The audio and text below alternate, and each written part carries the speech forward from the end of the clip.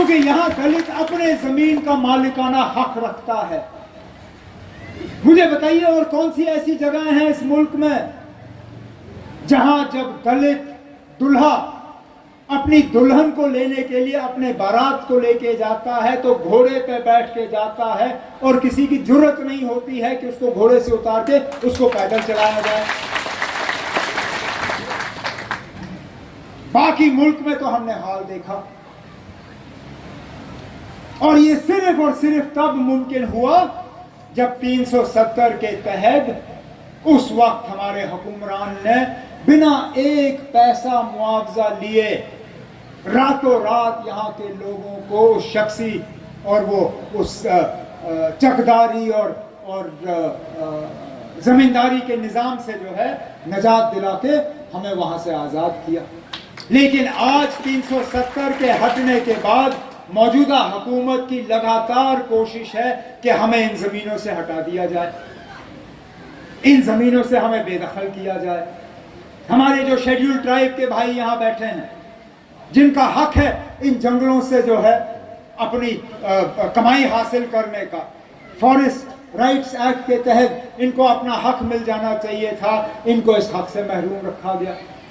इन्हें जंगलों में जो है अपने माल मवेशी को लेके वहाँ चराने की जगह जो है उसकी वो नहीं दी जाती।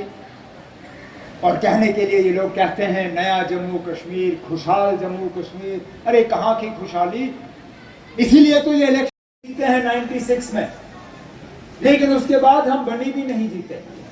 तो मेहरबानी करके मैं अपने साथियों से हाथ जोड़ के गुजारिश कर रहा हूं, आप इस गलत फहमी में मत रहिए कि आप कठुआ भी जीतोगे, बिलावर भी जीतोगे, बसोली भी जीतोगे, क्योंकि अभी पिछले महीने के पार्लियामेंट के नतीजे जो हैं वो इस तरह का इशारा नहीं देती। हम उम्मीद कर रहे थे कि यहाँ उधमपुर की सीट पे इंडिया ब्लॉक की कामयाबी होगी, लेकिन हकीकत यह है कि जहां से हम उम्मीद कर रहे थे कि कांग्रेस के जो कैंडिडेट हमारे हैं लाल सिंह उनको वोट पड़ेंगे, वहां से वोट नहीं आए। कठुआ से लाल सिंह को कम वोट आए, अगर हम जिले की बात करें, उधमपुर से कम वोट आए। अगर कहीं से हमने थोड़ा सा बचाव किया वो चिनाब से किया। तो इसलिए मैं अपने साथियों से मेहरबानी करके आप सारी सीटें ना दें। मैं कहता हूं अगर ये रिजर्व कठुआ की ही सीट आप जितवा के हमें दे दें, यही बहुत बड़ी बात होगी। आपको हमसे जो चाहिए होगा वो हम करने के लिए तैयार हैं। आज हम आए हैं आपका हाथ बटाने के लिए, आपको मजबूत करने के लिए, आपको इस बात का यकीन दिलाने के लिए कि हम आपके साथ हैं। और इस पार्लियामेंट इलेक्शन ने एक बात साबित कर लिया है, नेशनल कॉन्फ्रेंस के बिना यहां हुकूमत नहीं बनने वाली, ये आप मान के चलिए। हमने जम्मू से इलेक्शन नहीं लड़ा, हमने उधमपुर से इलेक्शन नहीं लड़ा, हमने बारामूला में इलेक्शन हारा। उस बात के बावजूद सबसे ज्यादा सीटें अगर का हमारे ऊपर एहसान है कि जब 370 के मामले में वो अपनी सुनवाई कर रहे थे तो सुनवाई के फैसले में उन्होंने हुकूमत को कहा कि आपने 30 सितंबर से पहले यहां इलेक्शन कराने हैं, नहीं तो ये लोग कोई और बहाना करके यहां इलेक्शन टाल देते। लेकिन इस बार इनको टालने का मौका नहीं मिलेगा इंशाअल्लाह। जैसे अब खबरें आ रही हैं, पिछले दिनों जो बीजेपी का यहां इंचार्ज है, मरकज में वजीर हैं रेड्डी साहब, उन्होंने भी कहा कि सितंबर में इलेक्शन शुरू होंगे। पिछले दिनों एक अखबार, अंग्रेजी अखबार को इंटरव्यू देते हुए हमारे जो लेफ्टिनेंट गवर्नर साहब हैं उन्होंने भी कहा है कि जल्दी इलेक्शन होंगे।